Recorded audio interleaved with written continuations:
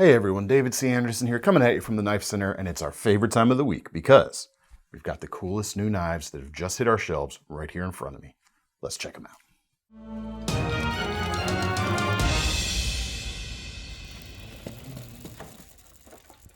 All right, the first is an exclusive that is back in stock. It's been much anticipated. A lot of folks have been asking about this, so here it is. The exclusive CIVIVI Vision, a SNEX design featuring the Super Lock with upgraded materials, carbon fiber for the handle scales, and S35 VN for the blade steel, all at a pretty reasonable price for what you're getting, $138.98 at this point in time. Very, very cool knife. Blade itself is about 3.5 inches long. Thin enough with a high flat grind. It's got some nice cutting geometry to it and a cant to the handle and an angle to the edge that gives you some knuckle clearance. So if you're working on a surface, cutting board, this actually had some, its origins in a food prepping design, or any kind of craft work on a floor. Carpet, maybe? Anything like that. You get my drift. You've got that clearance, which is quite nice.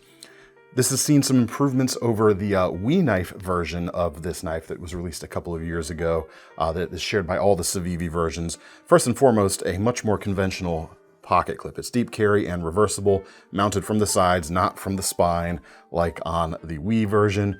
But that, speaking of spine, is taken up by the Super Lock right there. It's got a finger-safe closing action. It's got a very fluid motion. Pull it back. You can flick it open or closed quite nicely. You've also got thumb studs if you'd rather open it that way. It's nice and strong, stays out of the way. In fact, that little bump up for the actuation, you don't even really notice it in the hand. And for me especially, it kind of stops right where my grip naturally stops too. So that's kind of interesting, kind of cool. But it's a very cool knife. It is in stock right now for however long it's in stock until this batch sells out. Knife Center exclusive, so you can only get it right here. Next up, these were actually released at the end of last week, but we had already filmed the new knives video that week by the time these arrived to us, so I wasn't able to have them in the video. But it is the GiantMouse Bleecker frame lock knife, titanium frame lock. Two versions. You've got a carbon fiber front side, and you've got a titanium front side version. Carbon fiber is at $245. The titanium comes in $285 at this moment.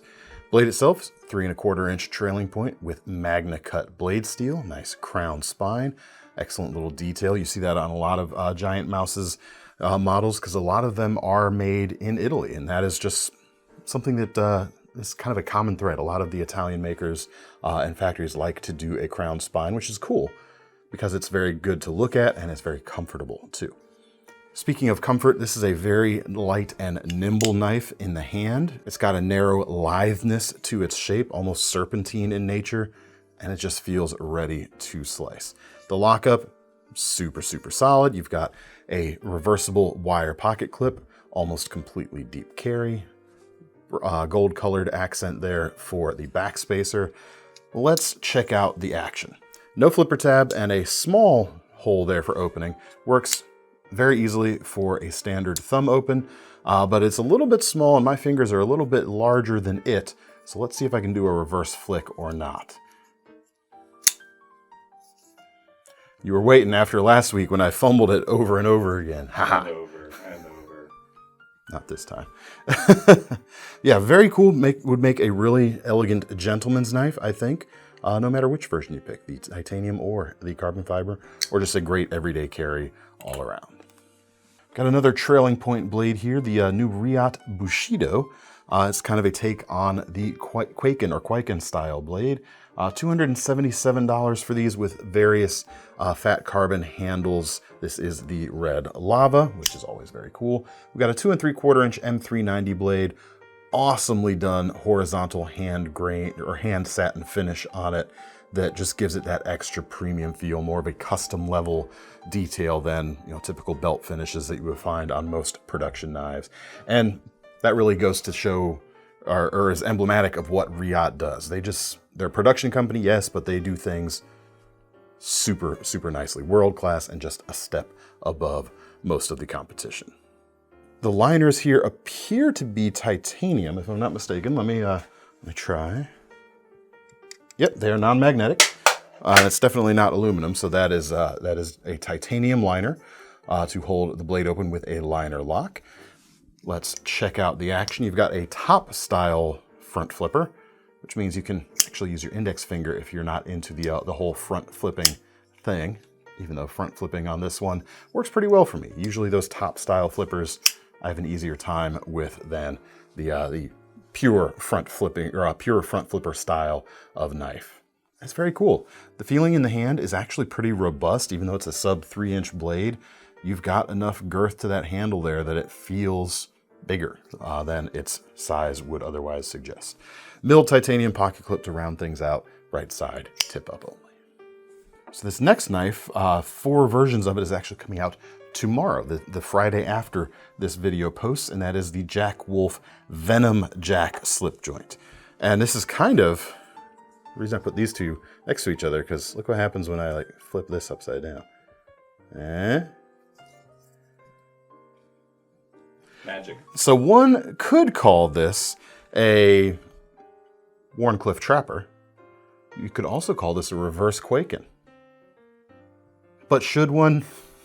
No, one should not. But it's a Jack Wolf. So what you're getting with that is traditionally inspired slip joint patterns, but with modern construction, modern materials, and really high fit and finish. All of these versions are going to come in at the $300 mark right now. A couple different, I don't think these are fat carbon. I think this is a US made carbon fiber type material on all of these. There's also a rock pattern titanium is going to be available, a non-inlaid version. So a few different colors. This is the green and black. Let's see if there's a specific name. Toxic green camo carbon scales. Yes, so yeah, there you go. They're camo carbon, not fat carbon. Looks the same, US made in this case. That's what you're dealing with there. The handle itself, excluding the inlay, of course, is made from titanium. You've got an integral bolster, black stonewash finish on this one. S90V blade, just over that 3-inch length from tip to scale, and a full height hollow grind. So you've got fantastic edge retention with these, and a nice thin geometry behind the edge thanks to that hollow grind. It's going to make it feel very, very keen as you're cutting. Let's check out the snap. Quite good. And it's pretty easy to open, even though you've got robust walk and talk there. There's enough of that blade exposed. You don't even really need to use the nail nick to open. You can just pinch the blade and pull it out like so, and that's going to work just great. If you're curious about the packaging, it does not disappoint, as is typical with Jack Wolf. You've got the custom graphics on the aluminum tube, the Venom Jack in this case, and inside you've got the POG with matching artwork, cleaning cloth, and a leather pocket slip as well. Next up, we've got some new versions of the ProTech Oligarch, a collaboration with Dmitry Sinkevich. They're just very cool. It's been a while since I've actually handled one of these, but we've seen some real fancy versions of this and some more kind of base model versions of this. This one is essentially a base model, but the blue kind of jazzes things up a little bit on the aluminum handle scales there. $300 for this knife. You get a 3¼ inch MagnaCut blade, and that's a very Sinkevich looking blade. If you're familiar with his work, that's very recognizable as his type of shape. We'll call that a modified sheep's foot. No. What do you want to call it, Thomas? You know. The website says modified Wharncliffe, but I'm going to disagree with our website here because that tip's not really super needle-like, which is kind of the differentiator when it comes to Wharncliffe styles. But anyway, what you're going to get with a sheep's foot, well, here, this one's a little bit more Wharncliffe-y, the Venom Jack. What you're going to get with either of these is a pretty aggressive push cut on either of these styles of blades. You got a little more belly on the ProTech here, so it's got a little bit more of that kind of rocking, slicey nature to it, but it's not super aggressive. I like the finish on the deep carry pocket clip right here, almost deep carry. It's almost like a bead blasted finish. So that's going to look really nice, especially as it starts to get worn in and carry the marks of wear. It's going to be pretty cool. And that finish is matched on the pivot hardware and the button too. Let's check out the action. My prediction, it's gonna sound like a ProTech. Guess what? It sounds like a ProTech, and it fires like a ProTech too. So all good things right there for sure. Other versions that we have in stock right now, at least as this video is posting, we've got an all, or a version, same hardware, kind of blasted finish, but black handle, black blade, also available right now. Next up, we've got the Kansept, I said it right. This time. Kansept, the Kansept Link, a Jonathan Shaw design that is a frame lock front flipper. We'll see if I'm any good at this one. $329 and some change for this particular version, which comes with the Damascus handle, which is very cool. And actually, given the price of this, I can say this is only about $330. A lot of times for a big full show scale like this, with this kind of thickness of that material, is typically more expensive. So it's not cheap, but it's kind of a bargain for what you're getting. Stick with me. Anyway, 3-inch blade, 20 CV steel, harpoon point shape with compound grinds. You've got hollow at the heel and flat at the tip. You've got contoured titanium and Damascus handles, milled titanium clip. Let's check out the opening. Can I front flip it? Taking bets, place your bets, all bets locked in. Dang. Thomas just lost some money. Yeah, again, it kind of rides that kind of top flipper variant of the front flipper genre, which is just easier to use. It just is. You've also got your thumb studs. Should have put my money on that one. Oh, come on. What is going on with me? Am I giving it some thumb pressure? Anyway, there we go. You've also got thumb studs. You've also got a blade cutout for your reverse flicking. There you go. It's kind of a 3.5 finger grip on the standard section of the handle. You do have space to choke up. I wouldn't personally kind of nest my finger into that choil area because you've got the edge coming through to it. But if I'm choked up around it, if not fully nestled in it, I can get a full gorilla grip on this knife and still feel fairly secure, I would say. Got a few more concepts to take a look at, and the through line with all of these genuinely is they feel phenomenal. There's, you can look for flaws on any of these and not find anything. They're just excellently well done all around, and usually for what you're getting, a decent bargain compared to some of the competition out there. This is the Jonathan Sibley designed Havorn, 3.5-inch S35 blade for about 179 bucks. And this one has the copper foil carbon fiber inlays on the front. This is a design, I remember seeing this at SHOT Show, I think it was, from these folks, and I am really liking it. It has some similarities actually to the CIVIVI that we showed there at the beginning, in that it's got some drop to the edge. It's not quite gonna like make full contact on a cutting board like the CIVIVI will, because you do have this flipper tab there, but you've got some of that knuckle clearance for getting down and dirty on some flat surface work. The titanium handles feel good, nice milling overall, solid 4-finger grip for my slightly larger than average hands, and you've got the finger guard protection provided by the flipper tab at the same time. Blade stock is nice and on the thin side with a high flat grind. This is going to be a phenomenal slicer. Oh no. Can I flip it? Standard flipper, yes. All right, lock your bets in, folks. Can I front flip it? I can front flip it, even though that is a straight up front flipper, not a top flipper. Okay, I can. All right, that's a push. I can do it, but I gotta be thinking about it to do it. I'm never gonna use that front flipper anyway. I'm gonna be using that standard flip all around. Interesting. The stop pin is actually internal as well, so it's gonna ride in a track on that blade. Cool.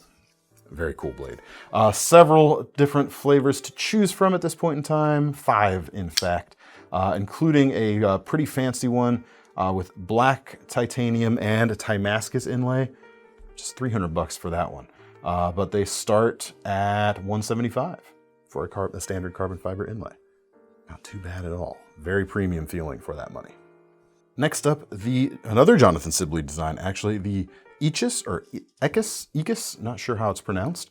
Thomas, make sure you look up the spelling on this one before you put the type up over here. Dolphin call. 157 just underneath that for this particular version. They start, is that the lowest price? I should have checked this beforehand. I apologize. They start at 157. There you go. 6 different options in stock right now you could check out. This one has bronze anodized aluminum, S35 VN blade, also about 3.5 inches with a black stone washed finish. Very kind of graceful. I'm gonna call this a modified sheep's foot. Our website calls it a modified drop point. I wouldn't fight modified drop point too much. The tip's more drop pointy than sheep's footy. I'll grant it that. Okay, fine. It's maybe a little bit of that kind of Canadian style Skinner, that elliptical drop point blade shape. That's pretty fun. Lockup, super solid. Yep, blade geometry, great on the thinner side with a full flat grind. Great everyday geometry. Enough length there for a full 4-fingered grip for me. And let's check out, oh no, it's another one. All right, we got 3 opening methods here. Flipping, works. Reverse flicking, also works. Can I front flip it?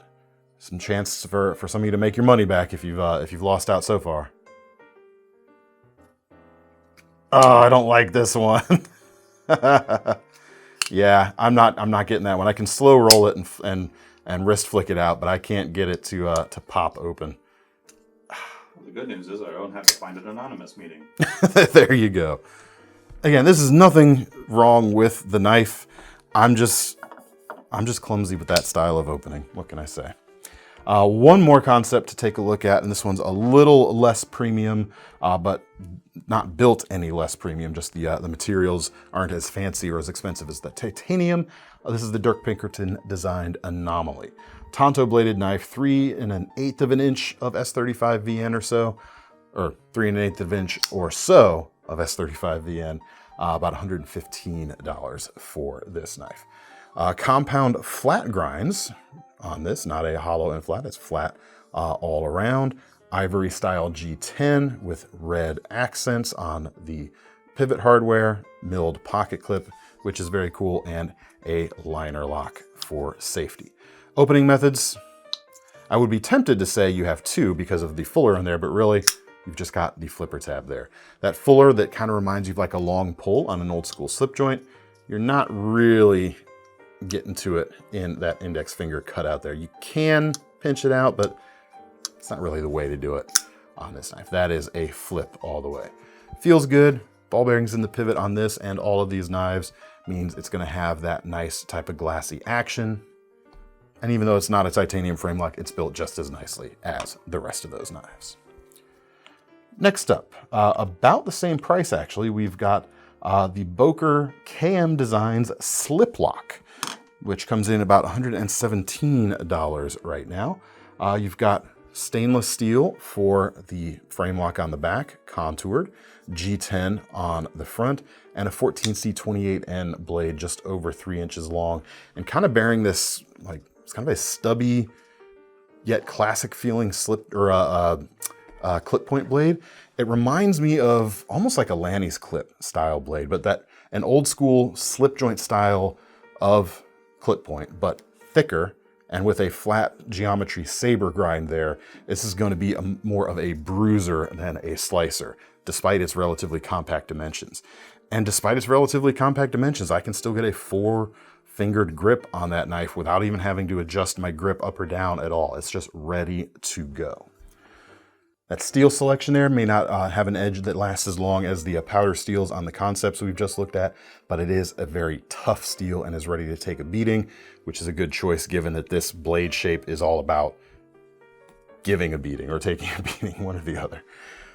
So the name Sliplock, you might think that actually is a new lock type, but it is actually just a frame lock, and the name is kind of combining the idea of a modern locking mechanism with classic slip joint inspiration, Sliplock. So there you go.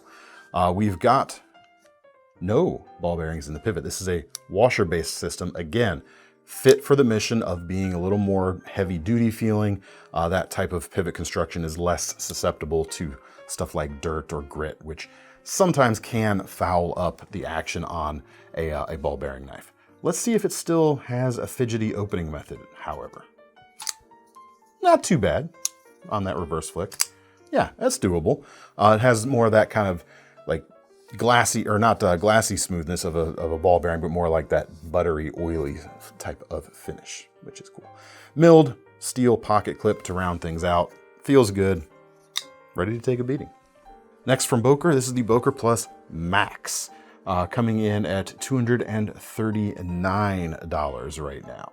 3.3 inch S35 blade. It's technically a drop point, but it's got a cool, almost saxy style to it, of that kind of broken backed sword aesthetic, where saxes come from back in the day. And it feels powerful, just like the Sliplock that we just looked at. And it's got some similar things going on too, actually, in terms of the contouring to the handles and the general dimensions of them, although we've got titanium here instead of stainless steel, and you've got the frame lock here also. And you've got washers in the pivot instead of ball bearings. Opening here is achieved by the thumb studs, and it has a nice pop to it. A little bit easier to get that type of action with these thumb studs than with the blade cutout on the previous knife we looked at. What's cool about this to me is you've got a narrow handle, but a very broad blade. So you've got, you know, not a super jumbo feeling in the hand. It's certainly enough, but you pair that with this blade right here, it just has a very cool feeling of capability to it. Let's do it one more time. I like that. Very cool. All right, this next knife is crucial to establishing the order in which I laid the knives out here today, because as you can see, we had a bunch of kind of like fancy stuff, fancy folders, and several, as you're about to see, kind of utilitarian, rough and ready fixed blades. How do you make the transition there? Well, because we're talking about Boker, we have one more Boker to look at today, and it's utilitarian. This is the Cutweazle, taking advantage of the trend that we're seeing lately of utility blade holders being very popular. Here you go. It's coming in about $48 and some change. Least expensive item on the table today. Although if you are keen on seeing some more budget stuff, stick around this weekend. We got something that you'll be able to take a look at. Handles here are stainless steel with a G10 carriage on the front essentially, and push button actuation with 1, 2, 3, 4 positions for it to rest. One closed, first one out gives you about an inch, maybe almost an inch of blade. No, that's wrong, maybe like 3/4. That's wrong too. About 5/8 of an inch of exposed blade. Bring it out to the next, and you can see the G10 area is coming out to the end of the handle. That's when it's going to let you get kind of a standard grip on there, and you've got about half almost of the blade accessible, and you can go even further. That doesn't actually give you more accessible blade, but it does extend your usable handle if you wanted to get a bigger grip on it. Now, this initially made me a little nervous because you can see the back side of the blade there is kind of exposed, but it is nested into that G10, and you can grip this one, or at least I can grip this one without feeling the edge. Probably more often than not, if I were using this, I would just use it in this second position right here. 1, 2, or 1, 2, yeah. However you define positions by the number, who knows. Blade changes are pretty easy. You extend it to its outwardmost position, push up on the button, and you can lift and slide that blade right out, pop a new one in just the opposite way, and away you go. All right, let's get into the fixed blades, shall we? New version of the Sneaky Pete from Topps. It is larger than the original Sneaky Pete, which we have in stock, I believe, right now as well. And it comes, instead of skeletonized, comes with micarta handles. Not super bulky, just enough to give you a sure feeling grip without being so much that it becomes harder to carry around or conceal. Because ultimately, this is something that strikes me as an everyday carry or tactical self-defense style of fixed blade that still has the chops to do just daily carry stuff, thanks to its kind of universal blade shape. But that's where, that feels like the attitude of this knife. Does the sheath back that up? He asks. If I can find the sheath. Yeah, here it is. It's the one that says Topps on it. Who knew? You'd think I'd have been able to find that quicker. It's Kydex, and it comes with their rotating metal clip here. Great clip for storing things or stashing it inside the waistband if you wish. A little bit too big to be a pocketable knife, but it'll also work clipped onto a belt thanks to the J-style hook, as you can see there at the bottom. It's very unlikely to actually come off the belt when you don't want it to, and yet you can still take it off the belt without removing your belt, which is nice.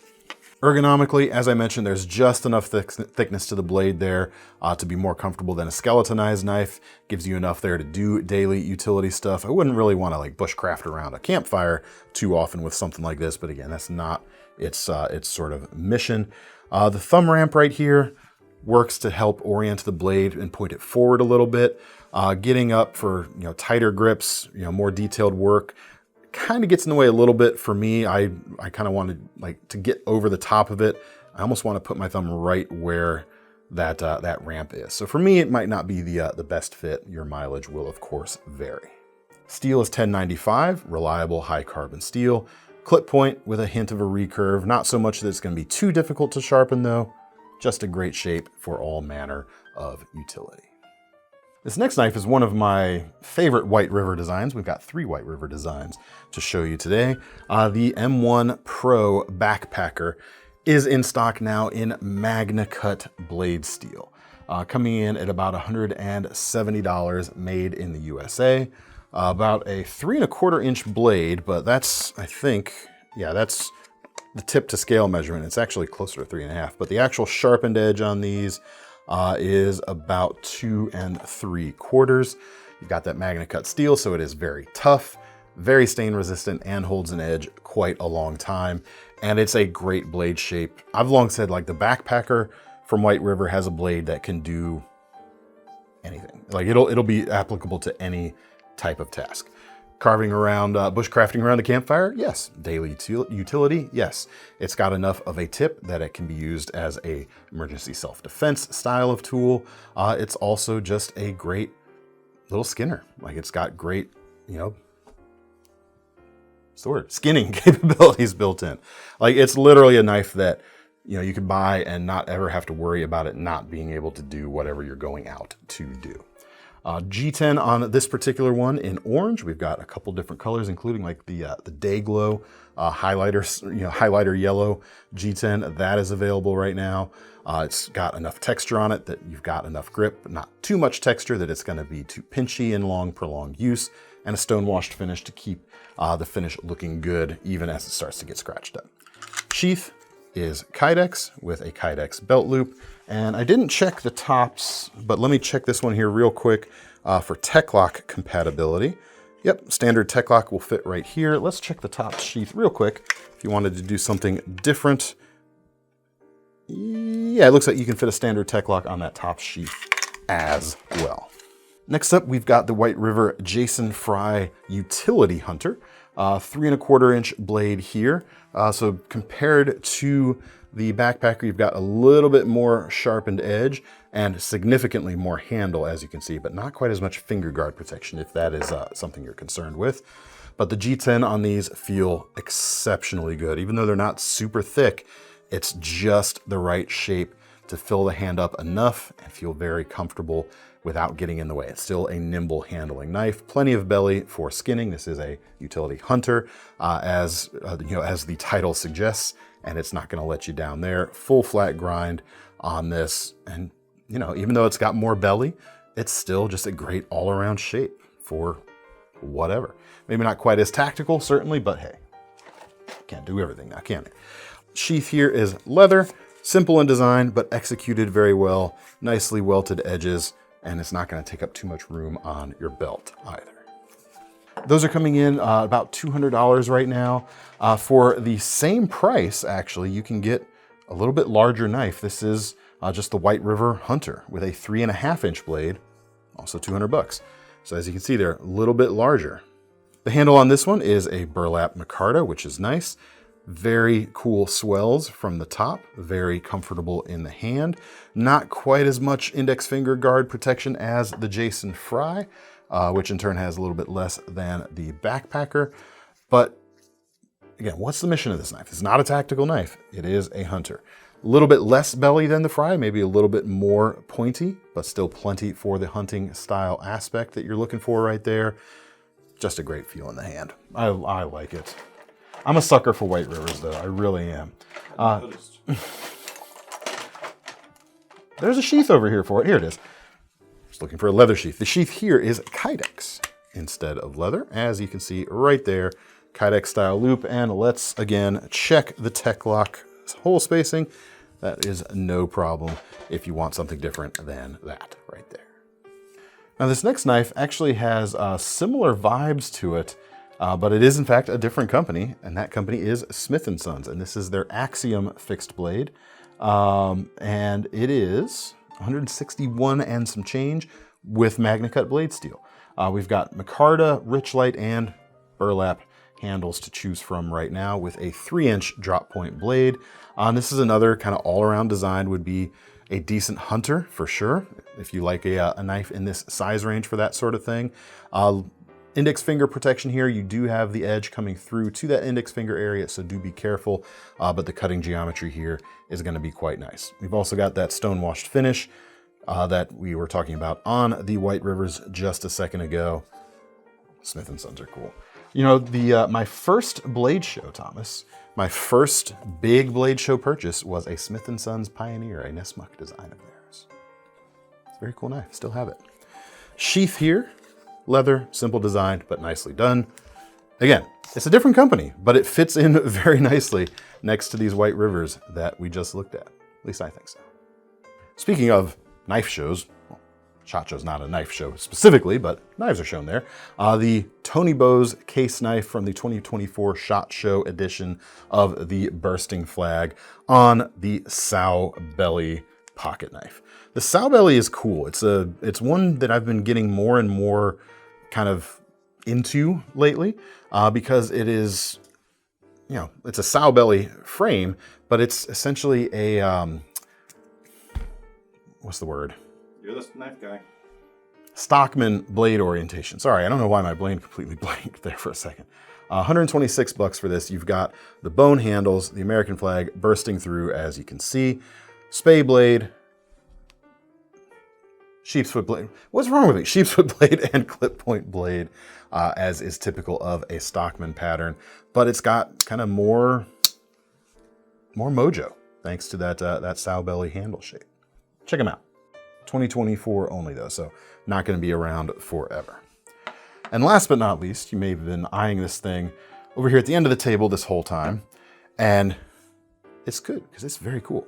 This is the Dragon King 5-inch bamboo Tanto, and it is really, really nice, especially considering it's only $210 for this.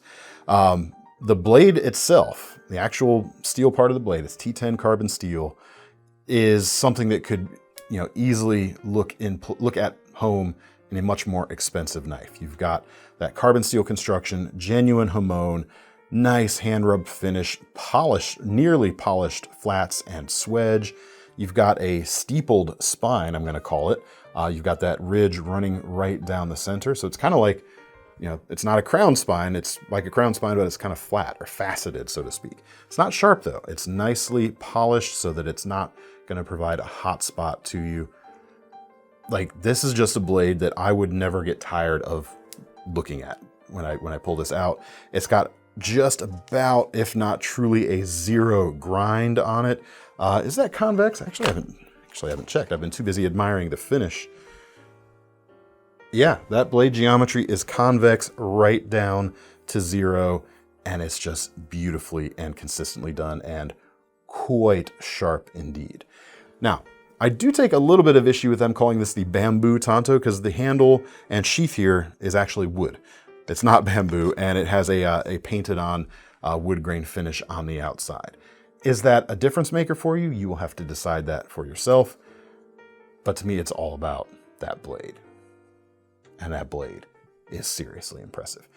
Just one of the many Dragon King things that we just got in stock. I just pulled this one because I thought, that one looks interesting. I'm gonna have to pull some of the other ones and check them out too, because if they're anything nearly as nice as this, there's gonna be some cool stuff in there. We'll leave a link to the whole section down there in the description below. But that's it for this week. Let me know what you thought of the knives here. Let me know what you want to see later. I want to see some more budget stuff again. Saturday. We'll have some cool stuff for you to take a look at. In the meantime, if you want to get your hands on any of these knives, check out the links in the description to take you to KnifeCenter.com. While you're there, don't forget about our long-running Knife Rewards program, because the least thing we can do when you buy one of our knives today is give you some free money to spend on your next one. I'm David C. Anderson from the Knife Center. That's Thomas behind the camera. We are signing off. See you next time.